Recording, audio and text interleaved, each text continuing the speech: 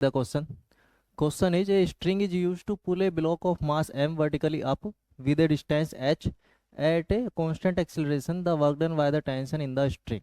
ठीक है, एक स्ट्रिंग है जो एक ब्लॉक को क्या कर रही है, पुल कर रही है वर्टिकली अप।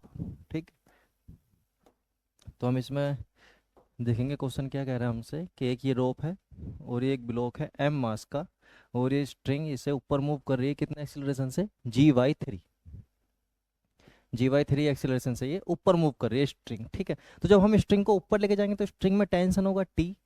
ठीक है, और इस ब्लॉक का नीचे मास होगा m और वेट कितना हो जाएगा mg। तो ब्लॉक का वेट नीचे mg है और ऊपर स्ट्रिंग में टेंशन t है।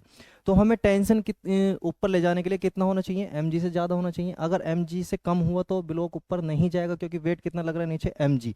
तो mg के इक्वल ही क्या होना चाहिए, टेंशन की वैल्यू होनी चाहिए, जिसकी हेल्प से हम इसे ब्लॉक को कहाँ ले जाएं, ऊपर ले जाएं। ठीक है, तो इसमें हम यूज़ करेंगे रिलेटिव एक्सिलरेशन GAV या AAV। एक्सेलरेशन को ऐसे डिनोट करते हैं, acceleration of A with respect to V is equal to AA minus AB, या A12 velocity of one body with respect to second A1 minus A2।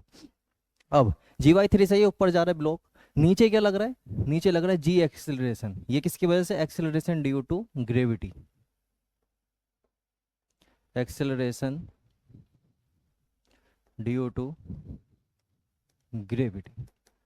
ठीक है, अब हमें बताना है work done by the tension in the string. Tension की वजह से हमें वर्क डन बताना है। वर्क डन का फॉर्मूला होता है work done equal to force into displacement into cos theta, जहां पर थीटा होता है एंगल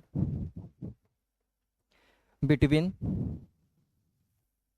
फोर्स एंड डिस्प्लेसमेंट। ठीक है, थीटा क्या है यहाँ पर, फोर्स और डिस्प्लेसमेंट के बीच का एंगल। अब हमें वर्क डन कैलकुलेट करना है टेंशन की वजह से। टेंशन की वैल्यू कितनी है, mg, क्योंकि mg के इक्वल तो फोर्स लगाना ही पड़ेगा ब्लॉक को ऊपर ले जाने के लिए। तो t is equal to given है हमें mg, और डिस्प्लेसमेंट हम मान लेंगे d। ठीक है, और इसे ऊपर लेके जा रहे हैं GY3 एक्सेलरेशन से, तो हमें बताना है डिस्प्लेसमेंट नाम मान लेते हैं d is equal to h। ठीक है, उसने बोला हमसे डिस्टेंस h। तो वर्क डन निकालेंगे, work done due to tension, work done due to tension equal to होगा फोर्स T, डिस्प्लेसमेंट H, और कोस जीरो। टेंशन ऊपर लग रहा है, मोशन भी ऊपर हो रही है, डिस्प्लेसमेंट भी ऊपर की तरफ हो रहा है, तो कोस जीरो। अगर दो वेक्टर सेम डायरेक्शन में होते हैं तो उनके बीच का एंगल होता है जीरो, जैसे ये और ये दोनों सेम डायरेक्शन में, इनके बीच का एंगल जीरो। या फिर आप ऐसे समझ सकते हैं कि एक डायरेक्शन ये है, एक डायरेक्शन ये है, अगर मैं इसे नीचे लेता हूँ, यहाँ ले आऊँ, फिर यहाँ ले आऊँ, और दोनों को मिला दूँ यहाँ पर ऐसे, तो दोनों पैरेलल होगा और एंगल कितना हो गया इनका, 0 डिग्री। ठीक है, घटता रहेगा घटता रहेगा, 0 डिग्री हो जाएगा।